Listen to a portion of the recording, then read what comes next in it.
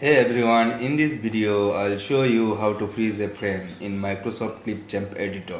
Let's jump into the screen. You can see that I have Clipchamp open on my computer. First, drag your video onto the timeline.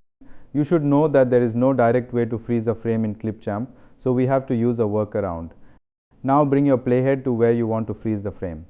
For example, let's say we want to freeze this frame right here. The method we're going to use is very simple. First, we'll take a screenshot of this frame and then add that screenshot back into the timeline as an image.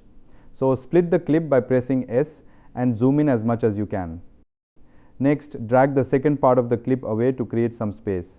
Now I'm going to use the snipping tool, which is Windows default screen capture tool, to take the screenshot, but you can use any screenshot application you prefer. Bring your cursor to the last frame of the first clip, then press Windows plus Shift plus S and carefully drag your cursor to take a precise screenshot of the preview window.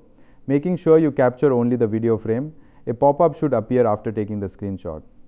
In the pop-up, click on the copy icon. Now go back to Clipchamp, bring your playhead to the empty space and paste the screenshot by pressing Ctrl plus V.